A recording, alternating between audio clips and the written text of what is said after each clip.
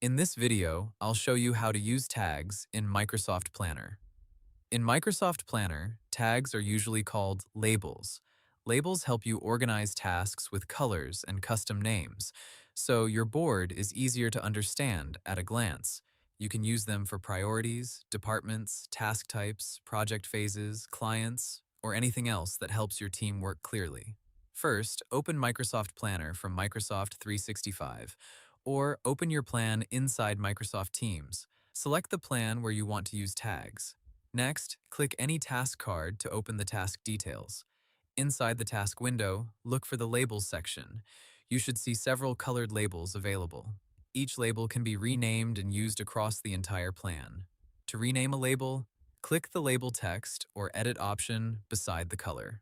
Type a name that matches your workflow. For example, you can create labels like urgent, marketing, design, finance, client work, waiting for approval, or bug fix. After naming the label, select it to apply it to the task. The colored tag will appear on the task card, making it easier to identify the task from the board view. You can add more than one label to the same task if needed. For example, a task could have both urgent and client work, or design and review. This helps show multiple details without making the task title too long. Labels are also useful for filtering. At the top of the planner board, choose Filter, then select the label you want to view. Planner will show only the tasks that match that label, which is helpful when your board has many tasks.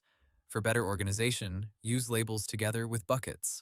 Buckets can show the workflow stage, such as To Do, In Progress, and Completed, while labels can show the task category, priority, or department. Try to keep your labels simple and consistent. If everyone uses labels differently, the board can become confusing. A good approach is to decide what each color means before your team starts using the plan. Also remember that labels belong to a specific plan. If you create labels in one plan, they may not automatically carry over to every other plan unless you copy the plan or set them up again. That's how to use tags, or labels, in Microsoft Planner to categorize tasks and keep your board organized. Hope the tutorial was helpful. Subscribe to my channel and see you in the next video.